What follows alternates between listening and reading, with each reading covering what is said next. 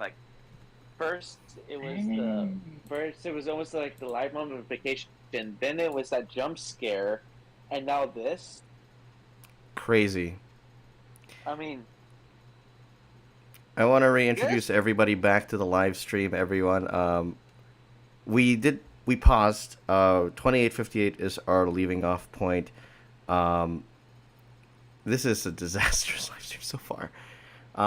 The episode has been really good. You could hear Tim already reacting so hard to how good this is. I'm actually talking about how dark this is, and it's very welcome. It's a very welcome change than what we're used to in the Disney Plus slate. Starting off from 28:58. Back live on YouTube and Facebook Live. Good lord. Oh my god. Ah, No. that's what she said. I'm not sure what's worse. Mm. Uh, mm.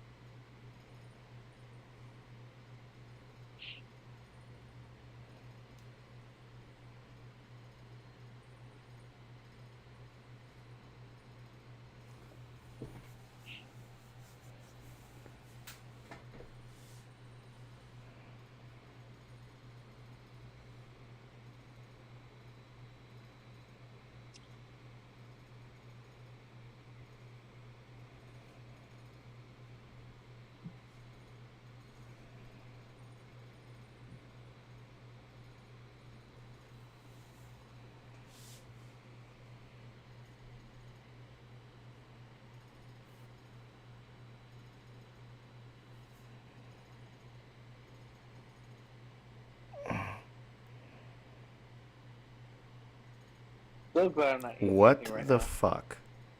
Wow.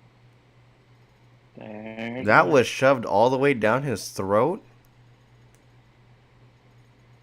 Yeah, but why? That that's that must have happened after Alexander Great passed away because there's I can't. You think she's fully turned against Oh him? my god.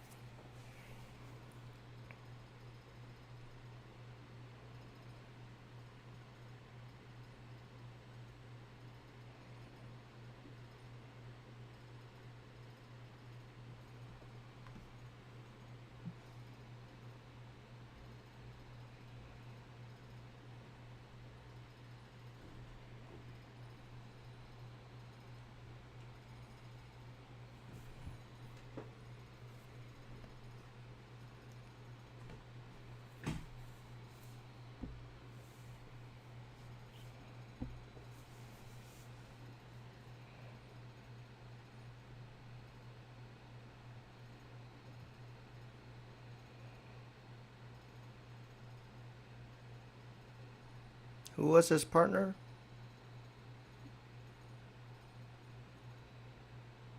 I'm gonna get that confused about that myself actually.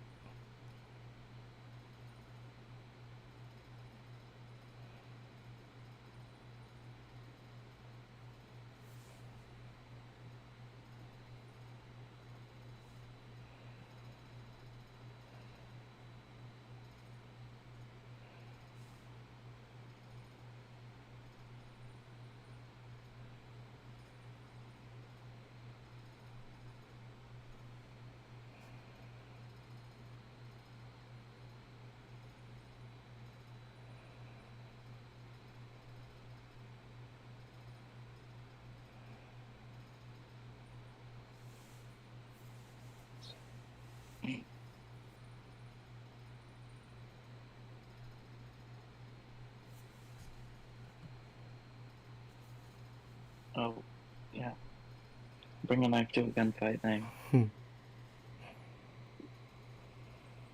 Oof.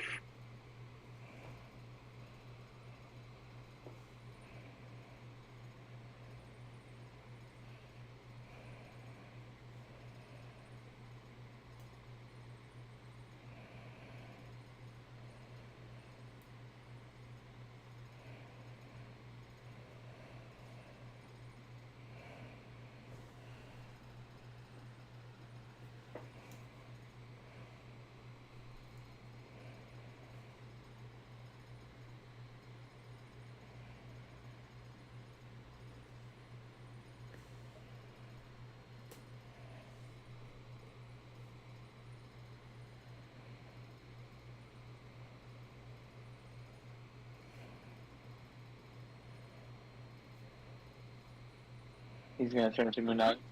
Ooh. That was easy. Classic.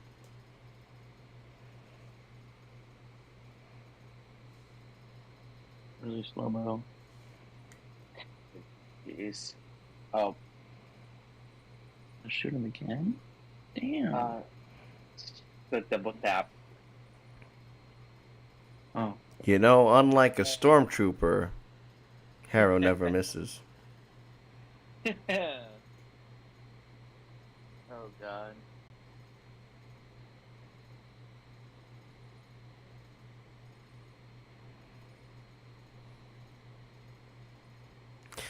So he dies at. Well, actually, I don't know. Does he die? There's 2 more episodes. I'm gonna say a hard no. I'm saying there's more Egyptian mythology to be seen on the Oh, screen. thank you, Spectrum. Thank you, Spectrum. Thank you, Spectrum. You're the. Oh my god. He's Yo. going into the afterlife. It's a duot.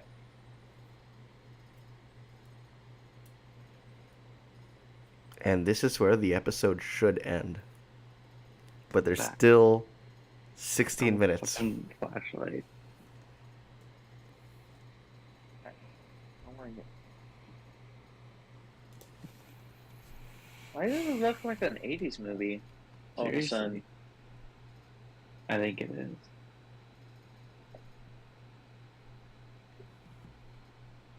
They're in Dagobah. What the?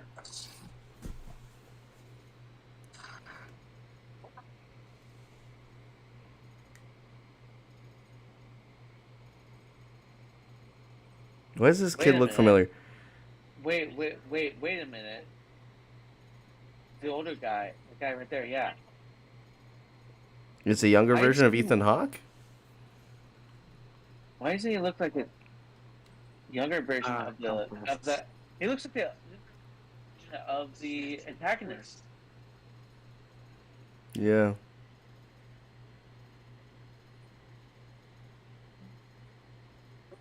Yo.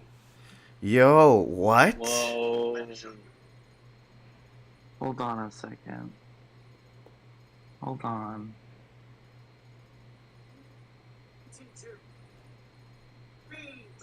What the This is a mental hospital. Because remember, he's got DID. right, oh my god.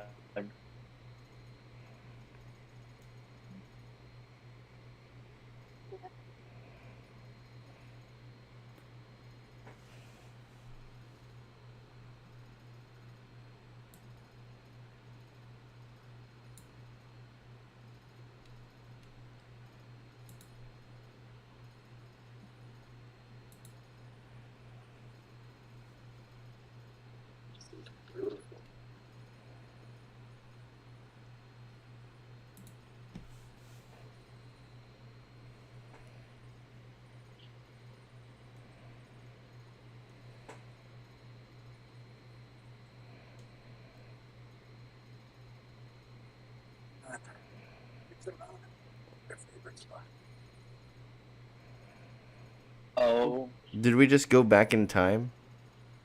I think we just did. So, Oh my god. What the?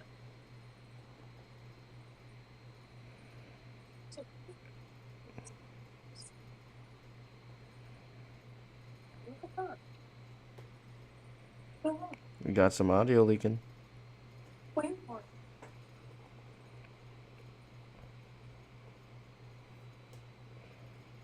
Oh my god. They're both mental patients.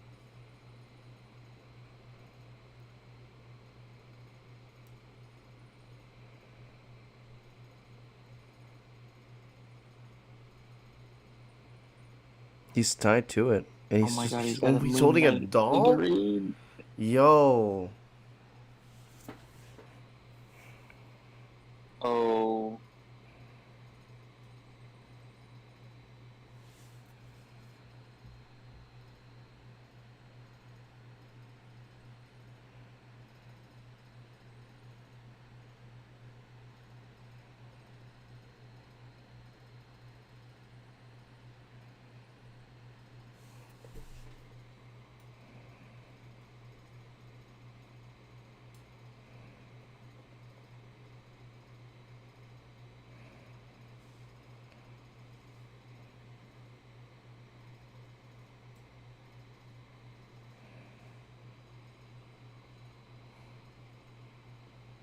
Oh my god.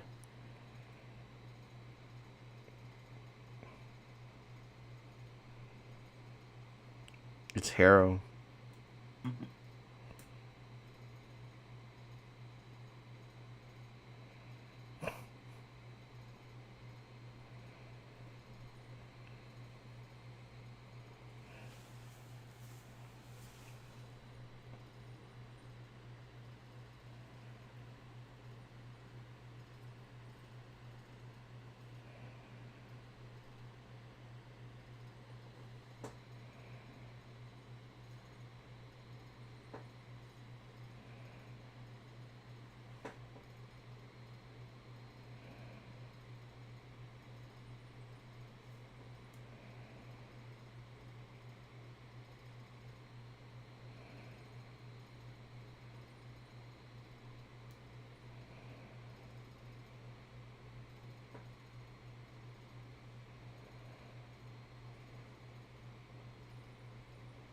'The cane.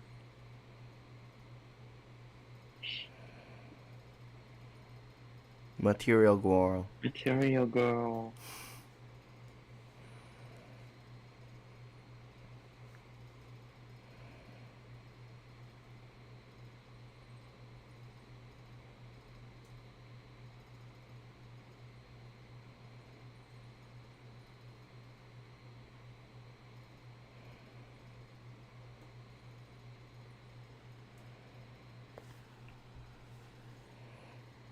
$42.22.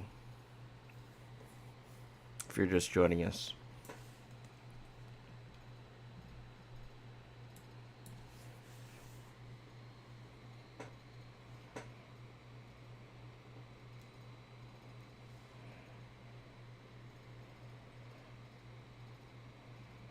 Of her.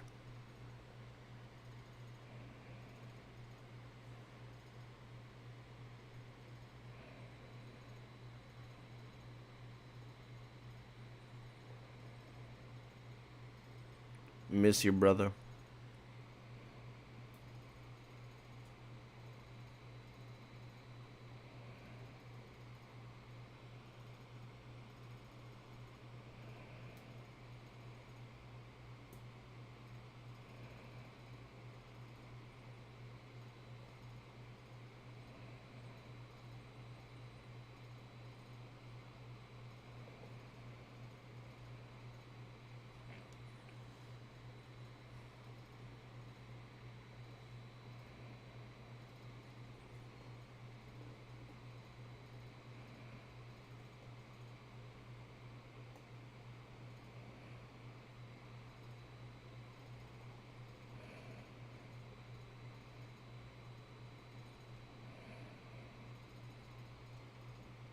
Oh. Wait. Oh, Harrow is Mark's partner.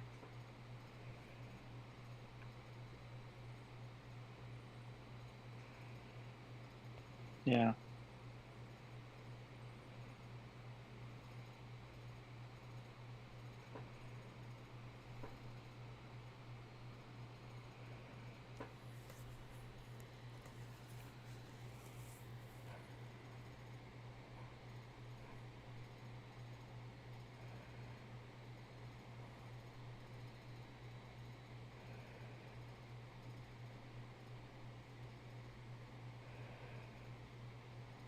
Yo.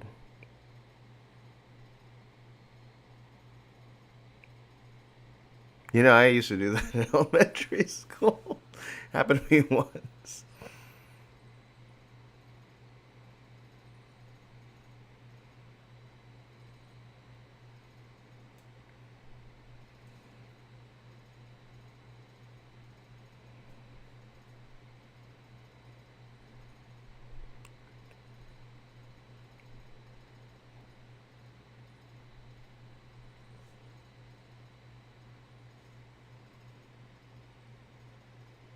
Oh. Right.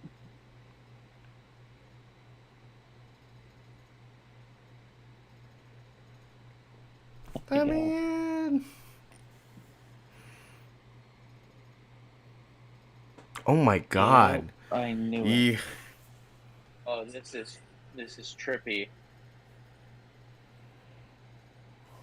That's gonna be us in Star Wars Celebration. No, I'm kidding. Oh my god. When he finally agrees to join us on the show.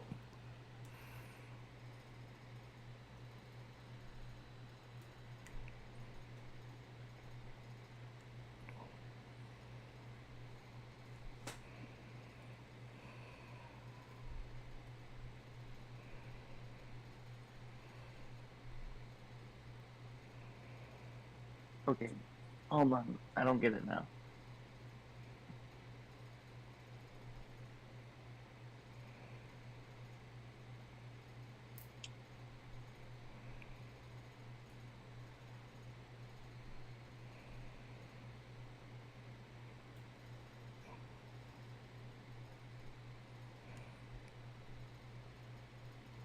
Contrue. What the? Moto. What the hell? Okay. Okay. Look. Look. It's 420.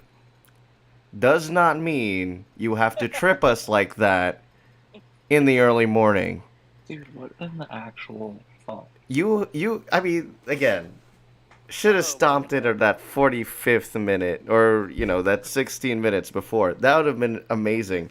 This would have been a great intro to episode 5. Yeah. Because then you can explain Gloria or Moto at the end. I mean, that was a very interesting sequence right there. Wow. So My mind is just shook to the core because there's just so many things that happen in that I can relate to past lore I've read about and seen about, especially that last part right there with the hippo. What shot through my mind was the very first main novel series from Rick Dorian, because it talks about animals like that and that they can speak like that, and I'm just like, wow. I don't know how I'm gonna. I'm shocked. I'm shook. I'm shook. okay. So my running theory is that the hippo lady is the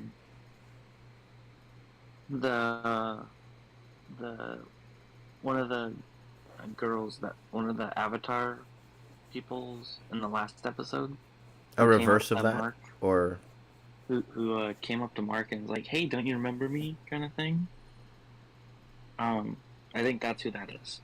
So I think she's going to be able to help them, Mark and Steven, since now they're separate people for some reason. absolutely. I mean, like, wow. That's what Oh, I think. and I'm gonna turn down the audio before I get copyrighted. So yeah, for those of you joining the live stream late, I know we've had multiple technical issues that prevented it from making sense. So, when I get into the YouTube studio at the end of this episode, we'll split it up into two parts. But wow, this sent us in so many different directions today. It just. Do you think it was? Would you consider it a mess? Let's start with Jensen. Okay, so the first, 35, 40 minutes was good. Like, classic Tomb Raider stuff kind of thing. But then when as soon as he got shot, everything turned into what the fuck? Like, what is Basically actually happening? Because I couldn't even explain that to you. Honestly, we should have done what we did in WandaVision and had our drink of the night. Because that was something to be had. Wow. Again, I agree with you. Great first part. It should have ended when he got shot and he faded into the black, and that was when the credits should have started rolling. Tim, what's your take on this? Do you think that this episode I don't know. What's your take on this episode? Like when it switched tones to that final fourth of the episode. Honestly, I feel like the last 10 to 12 minutes could have been like an extra been added on to the next episode, but like I was so shocked of how dark this episode was. Yes. And like the only time I've ever seen Disney go into the dark is when they had that the Black Cauldron movie that came out during like I think it was like the 80s. And that's even animated. Like we're talking like nitty gritty Netflix style. This is nitty gritty. Like honestly, like you would probably see some of this stuff in like a horror film. And the fact that they were almost that one creature was actually almost doing like embalming and taking out a person's intestines and their heart and their liver and their organs and almost taking out their brain and everything too, like that kind of live thing like that. I swear, if we had watched this in the daytime, and no, I feel like it's even worse at night. Actually, it's like it's like because I have this beheader's guide to the Tower of London, and they talk about sewn, drawn, and quartered of what they did to people at the Tower of London, and I feel like I was rereading that, but I was actually seeing it live happening while watching that one particular scene. But as far as getting us to pay attention to the story, it really draws us all in. I feel like, yes, the last 12 to 10 minutes were very, very confusing, but I feel like there was a lot less confusion in this episode than there was the last episode. I mean, towards that final end, yeah. I thoroughly enjoyed this one. The amount of tension, and then like we went from a thriller to whoa, like to a trip. It's just it's jarring a little bit, but it's very it's wow, just wow. There's nothing, no other words can describe it. No other words to describe it. No, it's. Like I said, I have very few words. Like I can't make this up. Like I'm still in shock. Like I can't function right now. And I'm not sure if it's because we're watching this right when it came out or anything like that. But like, man, it's stuff that you were only taught about in schools, but like not in this much detail. Nah. Yeah. And I feel like for a lot of people who, especially a lot of people who didn't really pay attention in history class, or like only skim up their like the beginnings of like mummification and Egyptian mythology like that and everything too, especially that one particular scene. Or have never seen the movie The Mummy or any of the Mummy movies, Yeah. it's it's definitely not a good introduction into the dark side of Egyptian mythology. I'll guarantee you that. Yeah. And, yeah, definitely not something to if you're very, very queasy about blood or any liver things and everything too, definitely might want to skip that part. And mind you, the TV rating is TV 14. It's not TVMA. Um, Disney Plus had an update with the introduction of the Netflix Marvel series coming into the fold, that they would change the rating system and add some parental blocks. But this is under TV 14. So imagine if this was TV like TVMA, like that would be there'd be I'd say there'd be probably a lot more cursing, but rather than like this feels like Supernatural. Indiana Jones type stuff right here. Like I think this is something Yeah. you would see in an Indiana Jones movie. Yeah, A lot of people. Oh, sorry. Sorry. I was gonna say this, especially when drawing out the organs. That's basically what happened in Temple of Doom of the Indiana Jones when the guy takes out his heart. It's literally that. That's Yeah. right. So, yeah. Continue, Mark. So many people are talking about the other tomb that we see in the mental hospital scene, and everybody is thinking that is the third personality of Mark Spector, Stephen Grant, was it? Oh, I just had it. Jake Lockley, which is I'm not very familiar with, but it has been in the discussion several times, uh, Hmm. especially on Twitter, of that third personality, which a lot of people thought was the third person to kick in the last episode. Um, but that's still just a theory. We got 2 more episodes to go, uh, and so far every single episode has been fucking amazing. It has been great, and it's a very, in my opinion, it's a very welcome change than what we've seen in Disney Plus shows past ever. And I feel like, would you say that this sets a precedent? Would this for future shows in the more tailored towards the teen adult range, or would it just be one of those things?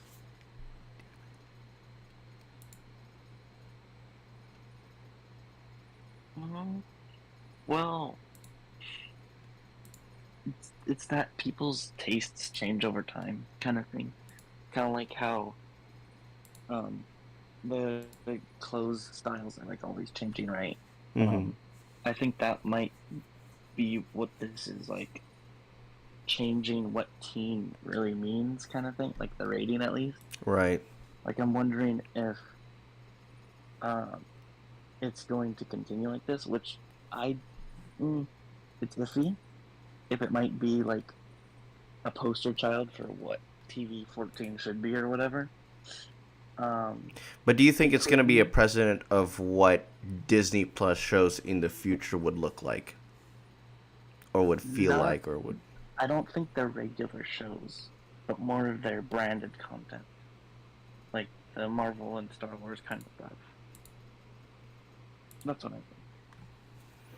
Tim, how about you? Do you think that this episode, the darkness and the amount of interesting things that we see in this episode, do you think this would set a precedent of how far Disney can take it?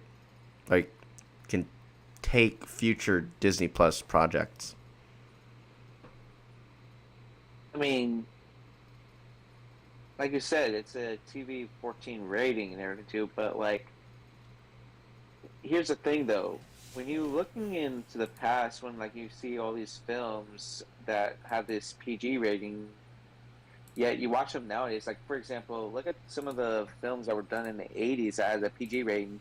that people nowadays view as like a PG-13 or sometimes even a rated R films and everything too. I feel like we've kind of gone back in time with this because yes, this is TV-14, but like some of these things, like you wouldn't show this to like high school students. Oh, You definitely wouldn't. not. No, you would definitely not. That this is a specific episode. If I was a substitute teacher, I would not. And like we were just chilling, wanting to watch movies or an episode or two on Disney Plus, I would not want to show this at all because think about it this way: people in high school are still developing their minds over what is teenage level, what is adult level, and everything too. This is one of those weird circumstances where I say it can go in either direction. Okay. And the reason why I say that is because like look at some of the other films that Disney has bought the rights to. I mean, heck, they own The Simpsons for crying out loud. Yeah. And they now own the Muppets as well. And for the Muppets episodes and everything too, some of those episodes have that content warning. Actually, a lot of stuff that's on Disney has that content warning, and now they're updating their privacy controls as they continue to grow in their media platforms and keep on adding more and more movies that are considered not really Disney, but like they're gaining ownership over them and able to broadcast them on their forums. But like, I guarantee you, I'll guarantee you, even probably like right now, some person in America right now, or some person feels like Disney has gone too far with this. But I feel like this is a different side of Disney where we actually want this darkness. We actually want to see it as well because like it's like almost like saying like Disney doesn't have its Dark Knight series. Well, this I would argue this is the Dark Knight series. This is literally like that. Yeah, it's not a film, but it's done in the same kind of caliber, and it's just one of those things that like you don't need to have to make a film in order to create the same kind of atmosphere like a DC does with Marvel. Like sometimes going small, it makes a bigger splash than going big. True. And I gotta say, I was not expecting this episode to be so almost graphic in certain things. Like you have like the action scenes like from like Indiana Jones. You have like the scenes from like you would see in like the Mummy, and then you see things like the supernatural with the mental hospital scene and everything too. And combine that all into one and saying that that's Marvel, that shows that we are really not done with the Marvel universe. Like there's still so much more to explore. There's so much because like even in the Marvel comics, like heck, Marvel comics have been around for what almost 100 years now or something like that. And the fact that we literally all of us grew up watching the first almost 20 to 22 films that when with all the Avengers movies, like that's what we grew up to used to. That's what we started with. And then how did we go from that to this? Where we are to this? Like, and it's a very interesting change from what we've seen. Because now this is the series universe, basically. It's still part of the greater MCU. And so I think a better question would be, how would Moon Knight fit in the overall MCU? Would it this feels more of an original character, an original concept with like put in with everybody else, like to put things in perspective. this year, and let alone even in the same week, in a couple of weeks' time, the Moon Knight season finale will be the same week as Multiverse of Madness, which is that's gonna be insane. That's a full Marvel week right there for you. And Marvel week, that's just me. No, not even that. Like you could legally, if you think about it, you could legally have both Marvel and Star Wars in a given week. Like I know you have other things. Next thing you know, at the end of next month is when Star Wars happens, and so like literally you only get like 2 to 3 weeks in between to digest all of that you've seen, like an entire series finished in like 6 episodes, and then you have another series that also has like almost equal to amount of episodes as well over 6 weeks as well happening into that, and you're just like wondering, is also 6 a magic number for wanting to make a big splash and only when you're doing one season where you can make the most impact? Because sometimes when series get dragged out for longer and longer times, like for example, look at Law and Order. The whole reason why Law and Order, the first 20 seasons, the only reason why is because they had so much to do with it.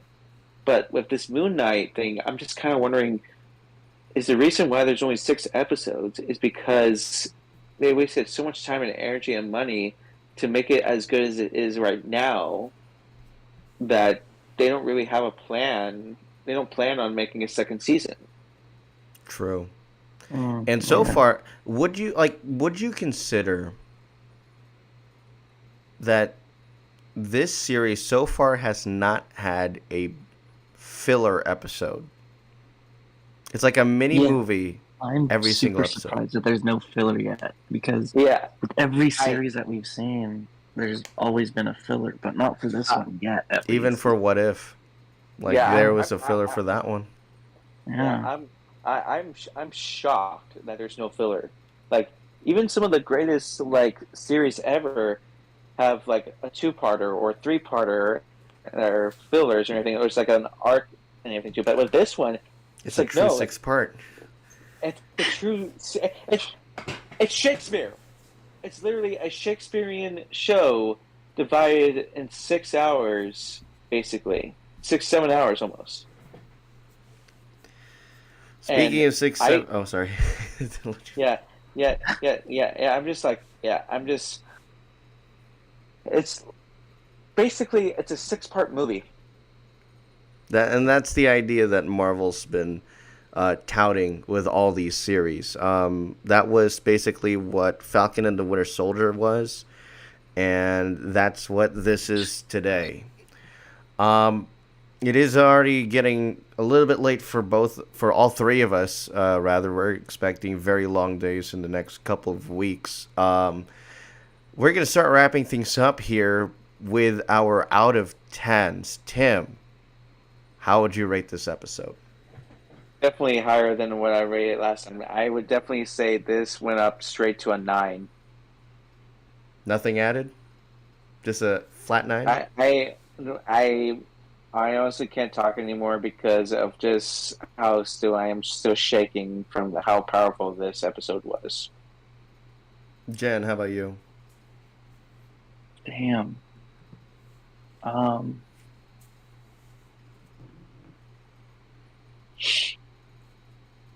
And I'm not going to base my number off of you guys. This number was a very interesting number. I'm gonna give it 9.5. 9.5. Minus a half for the mindfuck at the end. For me, 10 out of 10, man. Yeah. This episode was fun. And, nowadays, you rarely say that about a Disney Plus show. I think the last time we had a lot of fun was WandaVision, but that was the first series. This one felt like, again, we brought up those references to Indiana Jones, to National Treasure. It felt fun. And I haven't had this much fun, albeit with the technical issues that we've had in tonight's stream. Right. I haven't had this much fun watching a series since Mandalorian. Yes. And the action adventure style of it was just very, very engrossing, and you really were reeled in to the story. And then at the very end, as much as I didn't want to disagree with the edition of this, like where I wanted it to end, where he got shot, fades into black, credits roll. Right. That last 16 minutes was more gold than I thought. And it was the right amount of confusion to the was like, what is happening? And we were all engrossed down to the final second. And as a result, this is going to be a 10 out of 10 episode 4. I don't know how. I'd say and it's a redeeming factor from the last episode and our first watch of the show. Episode 3, where we were like, hey, we got lost in the lore. We like, this week was different. We stayed in, and we were like, what? Where's this going? And then we saw where it went. And here we are now. 10 out of 10. Yeah, I think, honestly, I feel like one of the reasons why that is because we were able to connect some of those parts that we were seeing from other movies into this. Like, we got like a relatability right there. Like you said, absolutely. I feel like that's the point. Like, we were able to pull like because some of us are very well knowledgeable about other movies and how different ideas from those movies can get put all into the same show, and I think feed off of that. It's not necessarily like copywriting it, but it's like doing its own little vibe that is so familiar to us as audience members because we've seen that happen, but then they added like a little twist to it, and that's why I feel like you said, it kept us engrossed. It kept us on the edge of our seats. One of my friends one of my friends told me Moon Knight might be on my top 10 things in general, not just Marvel, but in all of television and film. That is how good this episode was. And I saw everything everywhere all at once. That was the vibe that this gave off, kind of, in a way. Not the multiverse style, but like the pacing. And a lot of people said that this had an issue with this series would be in danger of the pacing. What are your thoughts on the pacing of this episode? Like, real quick, because we got to wrap it up.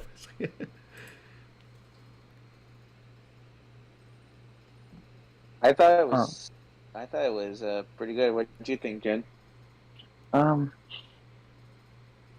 I thought it went. No, I think it was practically perfect. Yeah. Yeah. This is the first just well-paced. Enough time for everything.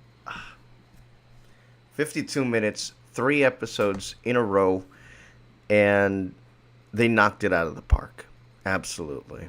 So that, ladies and gentlemen, that is episode 4 of Moon Knight. Thank you to Tim and Jensen for joining us this week. Of course. Thank you very much for hosting. Mm-hmm.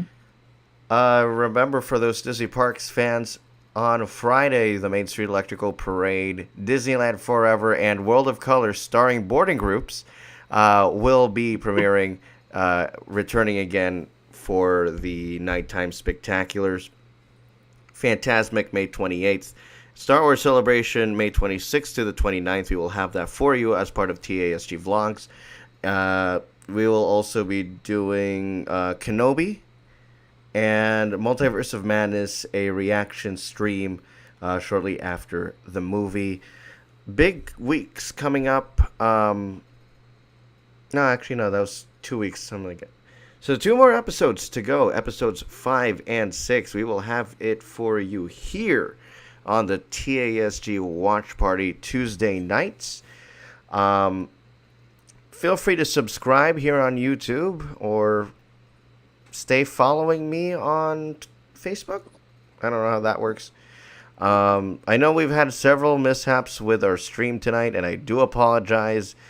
This is where we have to give a slap on the wrist to Spectrum Internet. So yeah. Have a good night, everybody. We will see you guys next week. Good night. Goodbye. Good night.